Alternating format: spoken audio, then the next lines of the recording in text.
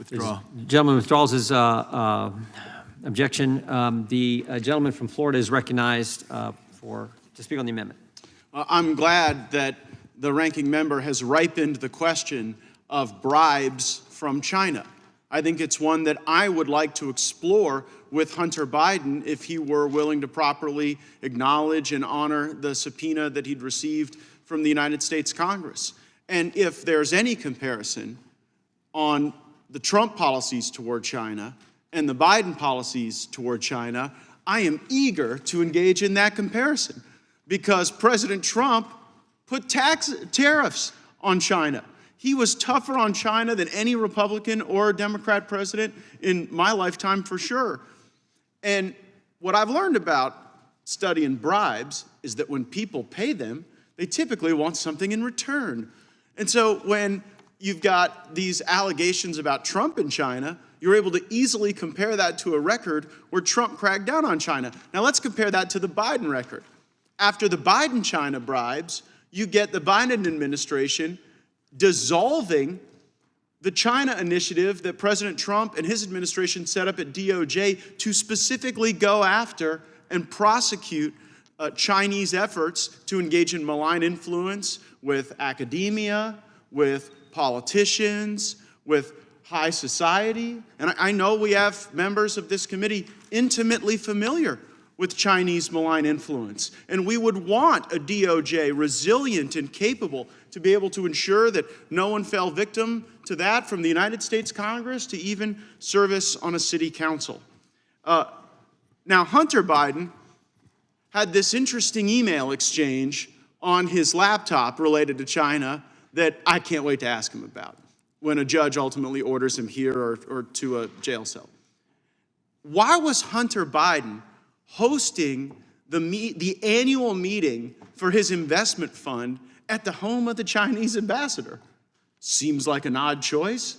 There are a lot of great venues in Washington that could host the meeting for your annual investment fund, but when you choose to do it at the home of the Chinese ambassador, that seems to send a pretty clear message that it's hard to figure out where China ends and the Bidens begin.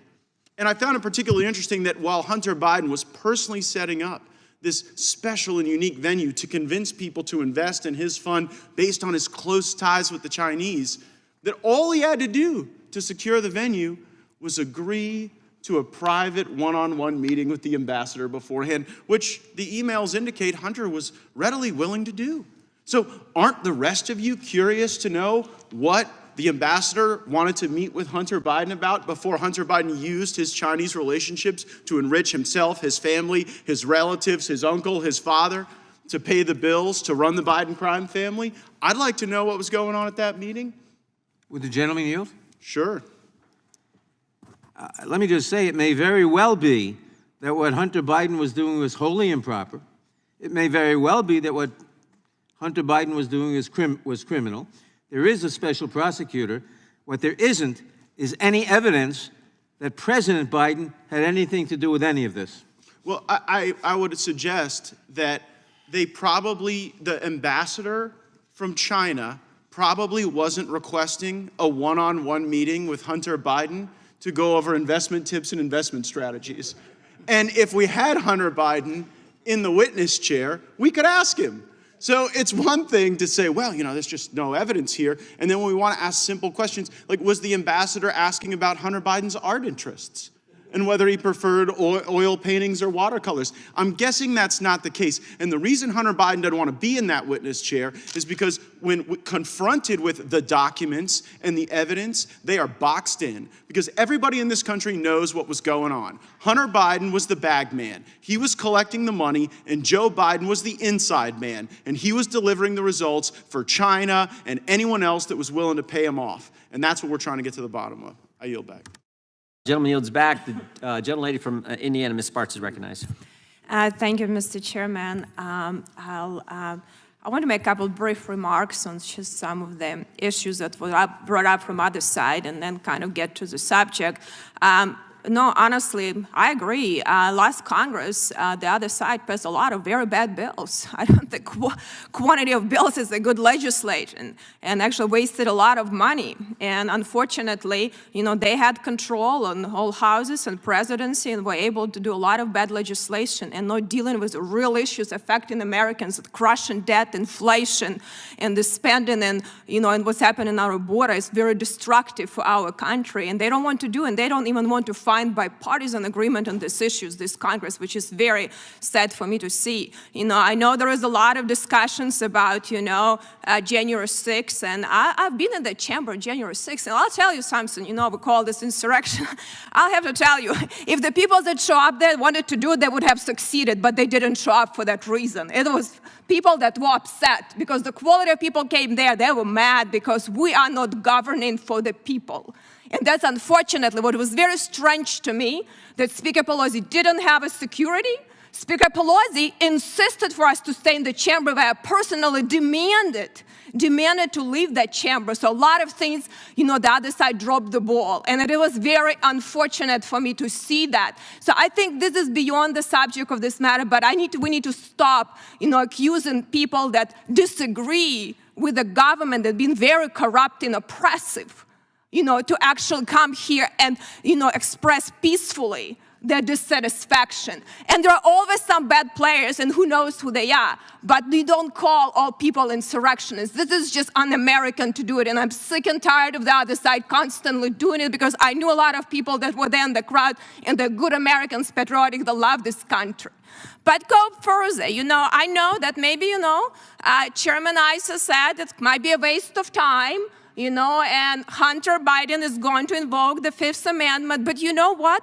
What he's doing right now, beyond that, it is a blatant disregard of congressional subpoena. That's how he does. He actually dares enough. No other American would show up actually in the face, of Congress and defy and say, I'm going to decide how things are going to happen. This is just disrespectful. Only someone who thinks a little too much of himself would go actually do something. People might disagree, fighting in the courts, but not in the face. As Representative Bishop said, that is actually extremely disrespectful to this institution to do what he is doing. And if we look at the matter of the fact, we can debate and try, to get attention to other issues and deliberate, but ultimately, I think that should be, and Representative Moran said that is setting up a very bad precedent. If the other side decide, that, somebody can just act like that with the Congress, they might shoot themselves in the foot, because next Congress, there could be something different, and they will be on the other side, because we're setting up a precedent, but somebody's going to decide if they're going to comply or not of the deposition subpoena. And I don't think this institution, should allow that happen. If this is a very serious impeachment inquiry, if Hunter Biden wants to explain what's happened, he has a chance to come. And it's not like in a deposition you have just one side. You have both sides, equal amount of time. Everything can be questioned. So it's a very bipartisan process, but not a 5-minute presentation that will just go until he do just here for 5 minutes talking points with his lawyers. And it's not going to really get to the subject matter, because subject matter at stake, it's extremely serious. I think we should start taking actually impeachment inquiries and proceedings much more seriously than the other side did. It's not a politics, it's not a joke. We're a serious institution, and I do not think people think that way here now. And it's unfortunately what we became a circus, entertainment, and talking points, and not really looking at issues seriously. It's sad for me to see, and I think this is a reflection, on where we are heading as a republic, and it's a sad reality. But we have to decide, are we going to be adults in the room instead of looking at the issues, or we're just going to do presentations here? So I think if we go to the narrow matter of the discussion, do we allow anyone to defy the congressional subpoena? And the other sides will have to make a decision how they're going to vote for that. But they might regret